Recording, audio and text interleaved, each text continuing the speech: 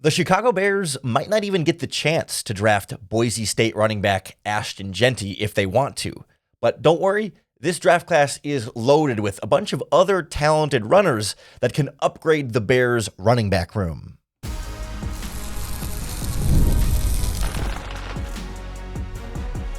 You are Locked On Bears, your daily Chicago Bears podcast. Part of the Locked On Podcast Network, your team every day. This is Locked On Bears, and I'm your host, Lauren Cox. I'm here to bring you your daily, in-depth Chicago Bears news and analysis. You can follow me on Twitter at CoxSports1, and you can follow the podcast at Locked On Bears on TikTok, Instagram, Facebook, Twitter, and the Locked On Bears YouTube channel, where you can keep up with all of our video podcasts as well. Thanks for making Locked On Bears your first listen today. We're part of the Locked On Podcast Network, your team every day. Today's episode is brought to you by the all-new 2025 Nissan Armada. Stay tuned for the Armada Player of the Week later in the show. But on the show today, I want to go through some Bears running back targets in the draft not named Ashton Jeanty. We all know how great Ashton Jeanty is as a prospect, and we've talked about him before as a potential fit for the Bears at 10. But if Jeanty gets drafted, at 4 by the Patriots or at 6 by the Raiders or at 9 by the Saints, somewhere before the Bears pick with the 10th overall spot, well, then what? I think we'd all like to see the Bears add something to the running back room, and this is a great draft class in order to do so. So we'll start with some guys that I think would be really good scheme fits for Ben Johnson based on what they were asked to do in college and how they did that at a high level. Then we'll look at some other players that maybe, they're not perfect zone running backs, but they're just really good football players that you'd love to have in your running back room. That would be fine in your system, but maybe that's not their specialty, but they're just good players. Get them here and then figure out the best way to use them because they're just really talented guys.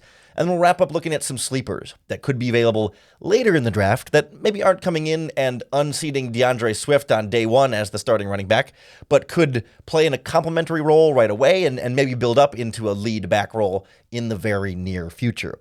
But I think there's one running back in this draft class in particular that screams scheme fit more than anyone else, and that's Caleb Johnson from Iowa. This is sort of the quintessential stretch zone, outside zone running back. And when we think about what makes a running back such a good outside zone running back, why is this style of offense a fit for this running back, or vice versa? What makes a running back good in this style of running game versus more like the inside zone stuff we saw them do a little bit more of last year, some gap scheme stuff they did last year as well.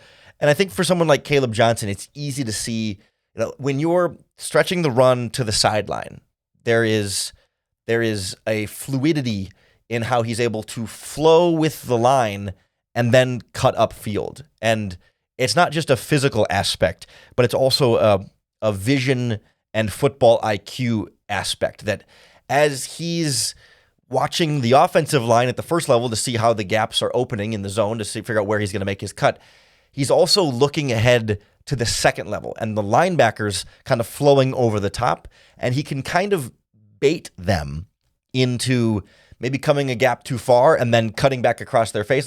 He's got that vision even beyond just that first level to see the outside zone play developing almost before it fully develops, so that he's a step ahead when he makes that cutback.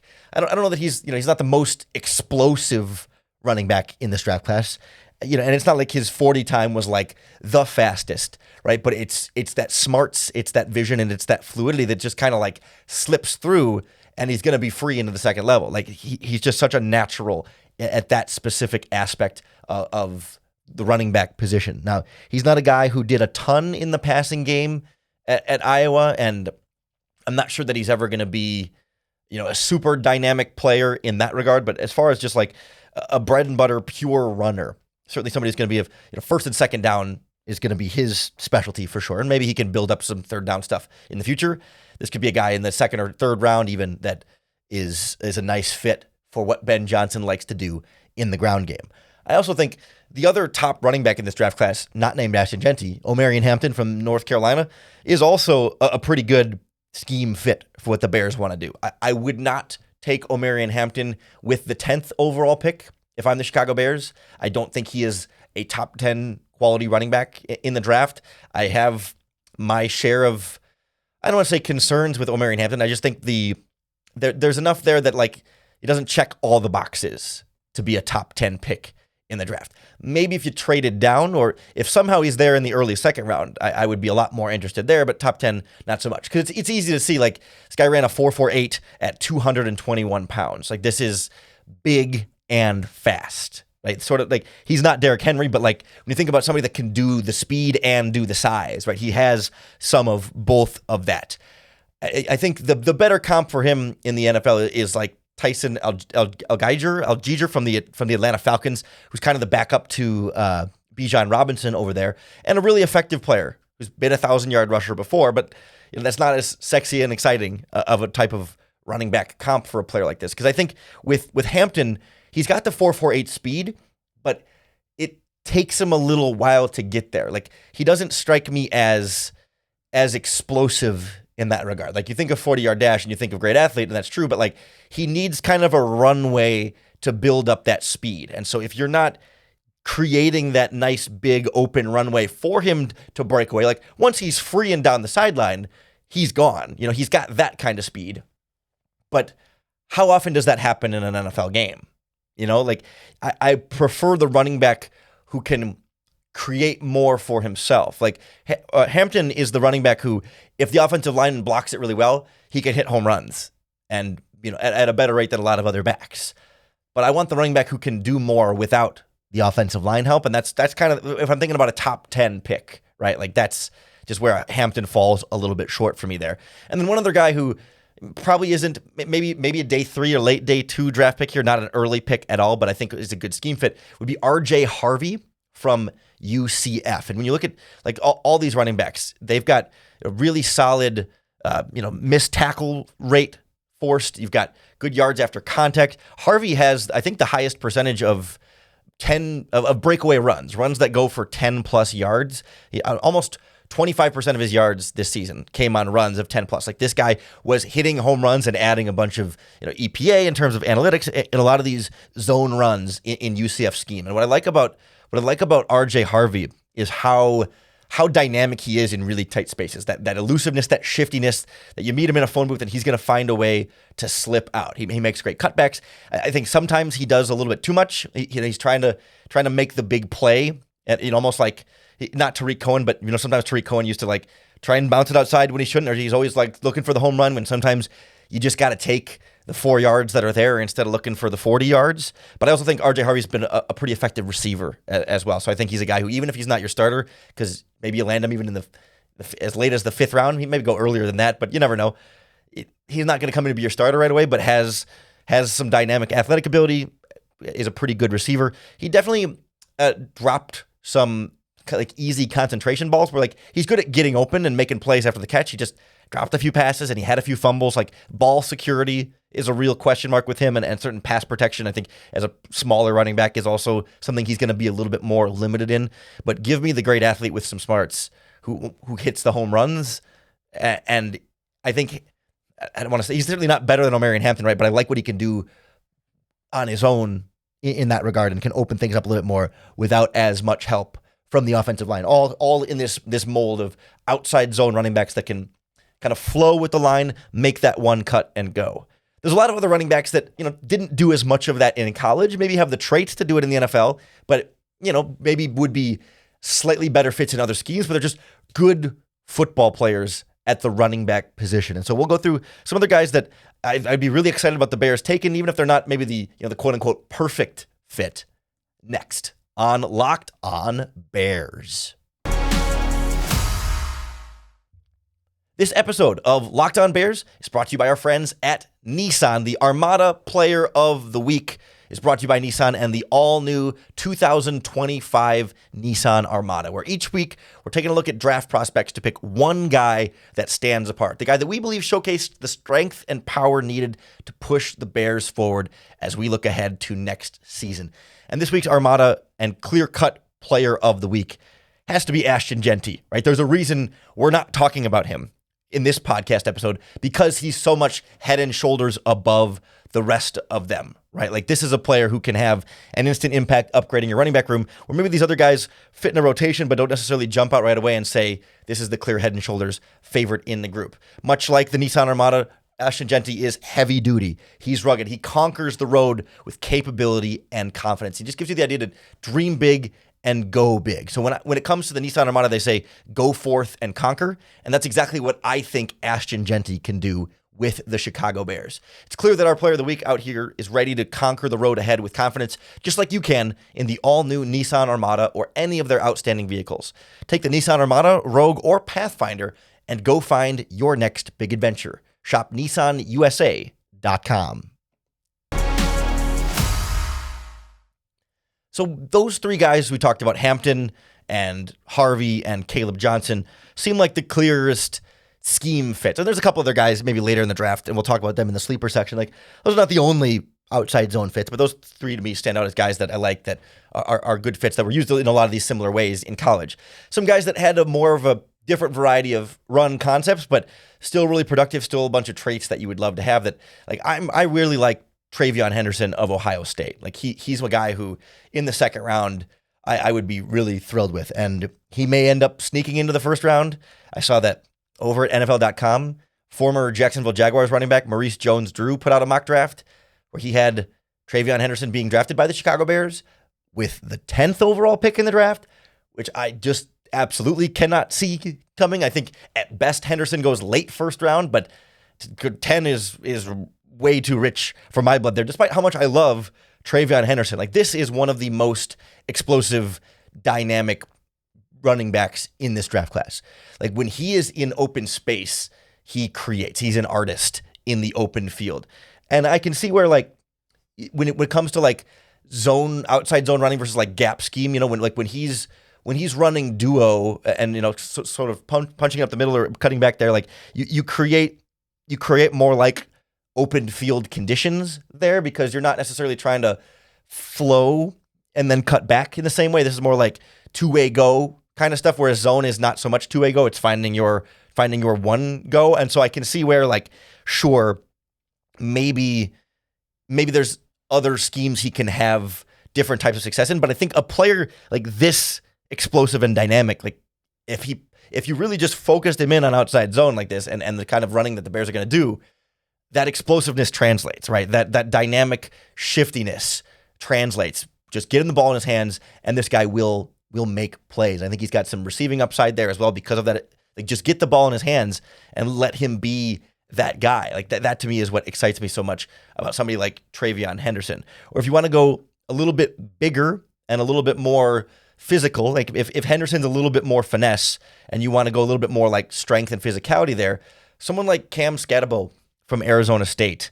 He's somebody that we've talked about a little bit on the podcast already. He gets some David Montgomery comparisons in terms of contact balance. And what that means is like when people hit him, he doesn't fall down, right? If you're not wrapping up his legs so he physically can't run, he's just going to bounce off of you and stay on his feet and stay balanced. That's part of what made David Montgomery so hard to bring down. Is he could kind of bounce off and pinball off of guys and always stay on his feet, stay moving forward, not get tripped up and then end up falling down because, when you pushed him, he just lost some of his momentum. Like he can stay upright and balanced, and it makes it really hard to bring him down. But this is just someone who's physical, aggressive, like almost a little bit like nuts, just a little bit crazy on the field, like a little bit like almost like a psycho running. Like if we think about offensive linemen having a little bit of crazy and nasty in them, like I think Scatabo is the equivalent of that at the running back position, where it's just like he's gonna lower his shoulders and put his face in your chest because he's just a little bit. You're almost a little scared of him because like like he's almost unhinged in that regard, like in the nicest way possible. And he's someone who's really easy to root for, but despite being a little bit bigger, like not a slow bad athlete. Like he's a physical runner, but we're not talking about the bruising. I mean, he's bruising, but not like the slow, basically a fullback at running back. Like he still has home run hitting ability, and is someone that, much like a lot of these other guys, they're hard to bring down. These guys are all in the same kind of category. Like Cam Scatabo is basically just behind Ashton Jeanty in terms of how often he forced missed tackles in this draft class. And one other guy we'll talk about in a minute here as well, Bashul Tutin, is third. He's the other guy that I put in this same category of like maybe not a scheme fit in the perfect sense, but just a really good football player. Like your top 3 in missed tackles for us are Jeanty, Skedebo, Tootin. In terms of per carry, how often are you forcing a missed tackle? It's those 3 guys. These are next after him. Like Omarion Hampton is a little bit farther down, and admittedly, Travion Henderson is also a little bit farther down. They're actually right around the same level there. But these guys make people miss. They get big home run type of runs. Travion Henderson was like second to RJ Harvey, who we talked about earlier, in terms of the 10-plus yard runs, these breakaway runs, these home run plays. A lot of expected points added because of the big playability that these players have. And we'll throw in Bashul Tootin from Virginia Tech in there as the third back here, where he's got a great combination of the dynamic explosiveness that Travion Henderson has with the long speed that Omarion Hampton has, right? And he's maybe not as fast as Hampton, maybe not quite as explosive as Henderson, but he kind of gives you the best of both worlds there. Someone who, when he makes a cut, it is sharp and he jumps out of it. I think what will keep Tootin down a little bit is fumbles. He's had quite a bit of a fumbling, I don't say issue, but like he fumbled like 9 times in the last couple of seasons. Like it's been a little bit of an issue, and that'll bring him down in the draft. Teams hate fumbles at the running back position, and in pass protection too. He's a guy that maybe is a little bit more limited there. But I remember Tootin at the Senior Bowl really stood out as like a guy who just looked like a step faster and more dynamic than all the other athletes there, like especially all the other running backs there. Like he just, when you watch one player move and everyone's chasing after him, and the way he just sort of glides through the second level and then outruns guys on the sideline, you could just feel sort of a next level athletic ability from him that all the other top draft prospects at the Senior Bowl seemed just a half a step slower. Like he was running on a different speed than everyone else. And that to me is the kind of player that you love to have at the pro level. And we can work on the fumbles and the ball security. We can work on the pass protection. Just give me the great athlete with instincts, and we'll refine some of that other technical stuff a little bit more along the way. I'd be really happy with Henderson or Skedebo or Tootin, or a couple of the sleepers that I want to talk about in this upcoming draft class. Because that's the thing. As much as you might like Jeanty at 10 or somebody like Henderson or Skedebo in the second or third round, there are going to be running backs in this draft class that make it into the 5th, 6th, 7th round, maybe even undrafted running backs that are really good and really talented. And there could be a guy in the 5th, 6th, 7th round that's better than running backs taken in the second or third round. There could be a guy at the end of this draft that's better than everyone not named Ashton Jeanty. I mean, maybe even better than Ashton Jeanty. It sounds sacrilegious to almost say, but like we see it every year. Great running backs slip through the cracks, and teams find gems like Kyron Williams as an undrafted free agent all the time. So we'll take a look at some guys who I would guess probably will get drafted, but still could be steals at the end of the draft and give you a great value for your pick. Next on Locked On Bears.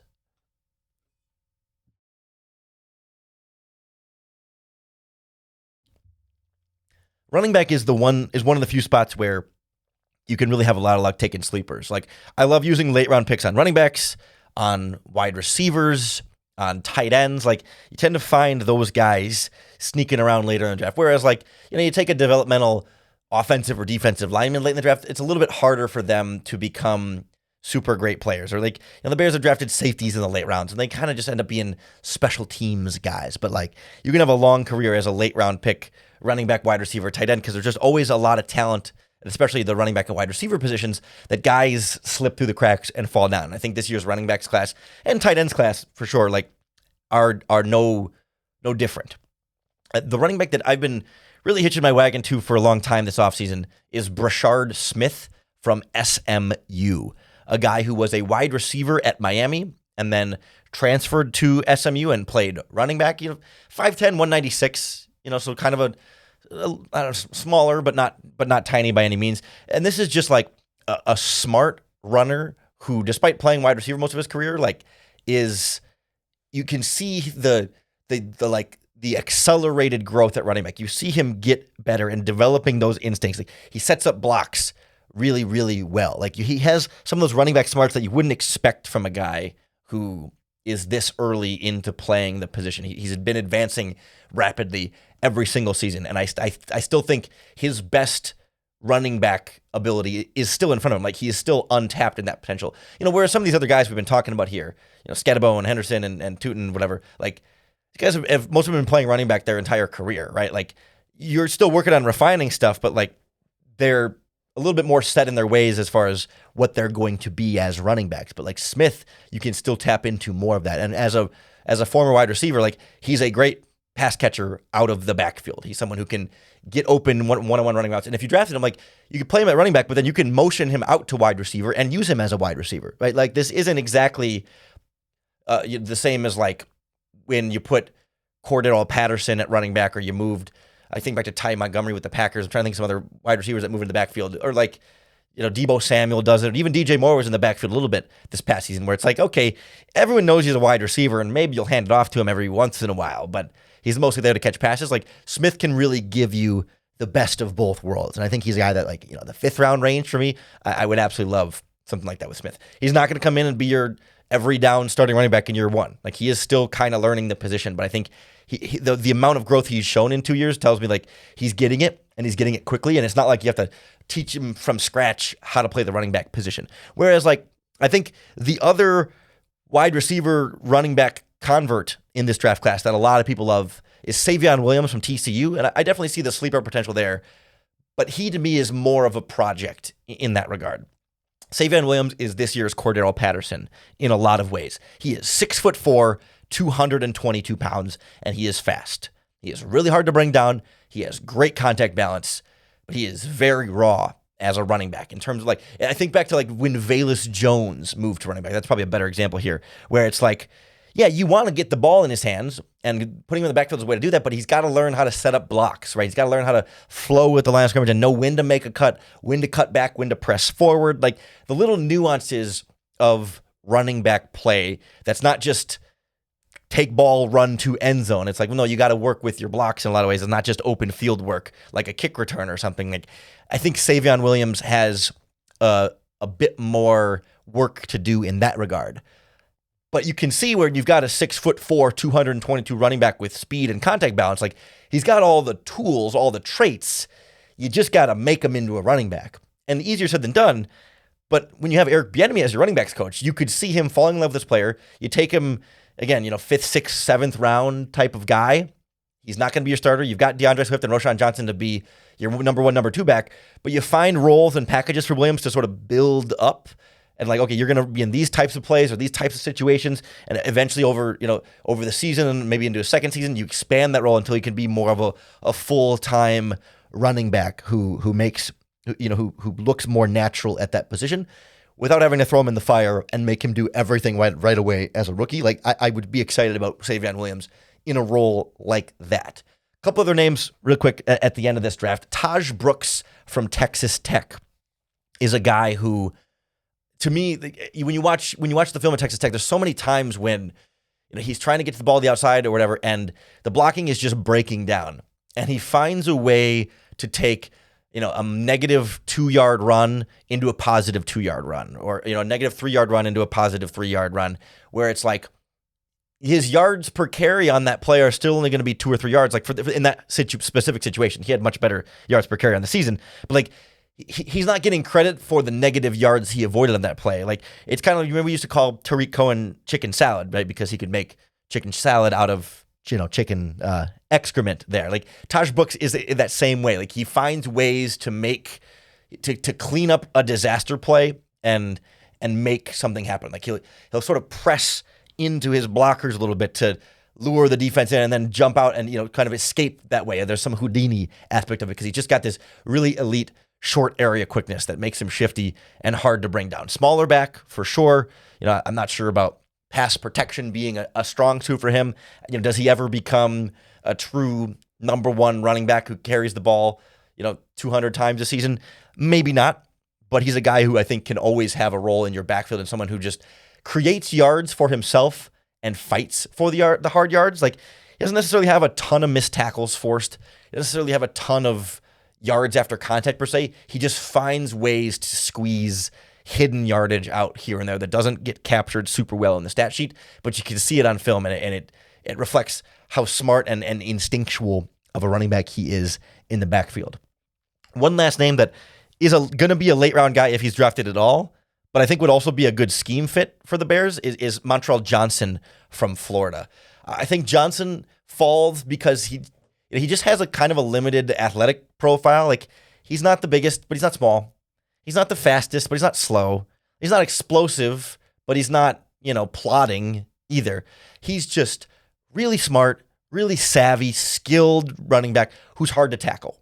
And maybe he's not going to have the breakaway 80-yard touchdown run, but this just feels like a guy to me who can have a 10-year NFL career, as a really good backup. He's never going to get the $10 million a year big running back contract, but he could be a good special teams player and just a good, solid number 2 running back that when your lead back is tired or needs a break and you want to put somebody else in there that you can trust, who can pick up first downs in short yardage situation. I think he's good in a zone scheme to flow, but I think he can work in gap. Like he's kind of just like a do-it-all good football player in the sort of like in the Sanborn linebacker mold, right? Where it's like, yeah, he's never gonna be Ashton Jeanty, right? He's never gonna be Jahmyr Gibbs. Montrell Johnson isn't. He's not that athlete, but he does so much of everything else really, really well. Like just a solid, smart player who would be a good fit in almost any football team, but I think especially in a zone scheme where he can really sort of set up blocks and dictate the defense. Whereas like in gap scheme, the blocking is sort of pre-designed, right? You're running power. We already know before the snap we're running through this gap. Everyone's trying to create that gap, and the running back isn't setting up as much, isn't creating as much of the run themselves. It's sort of just you're taking what the offensive line gives you in that one gap because you can't really cut back. But like for smart runners like this, where you're floating with the zone and then you can sort of shimmy with the shoulders and like fake in one cut and then make the other cut, or cut where it once and then cut a second time. Like there's a lot more of that like orchestrating that the running back is doing as he's reading the defensive line, reading the linebackers. Like that's where the savviness and intelligence of somebody like Montrell Johnson from Florida really goes a long way. Same thing is true for like Caleb Johnson that we talked about earlier, for RJ Harvey, for Marion Hampton, especially. Like those guys are good in this range. Brashard Smith from SMU, I think, is even as an early running back converting from wide receiver, like he's seeing that. You could see it starting to click, the gears turning for him. And that's why I think any of these running backs could be good picks for the Chicago Bears. You're going to find running back talent throughout this draft class. So we shouldn't feel any pressure to draft one early. Shouldn't feel disappointed if the Bears don't take one in the first round, or if they don't take one in the second round. It's like, oh no, are they not going to be able to address running back? Like they can find talented running backs elsewhere and have a darn good running back room with a much better offensive line in front of them as well this season. So hopefully it gives you some more names to watch in the upcoming draft for running backs. It would not surprise me at all if the Bears came away with one of those guys. And if they do, we'll break down those prospects in depth individually right here on the Locked On Bears podcast. So make sure you hit the subscribe button on YouTube or wherever you listen to podcasts, because that's going to be the best way to keep up with all of our daily, in-depth Chicago Bears news and analysis. Thanks for making Locked On Bears your first listen today.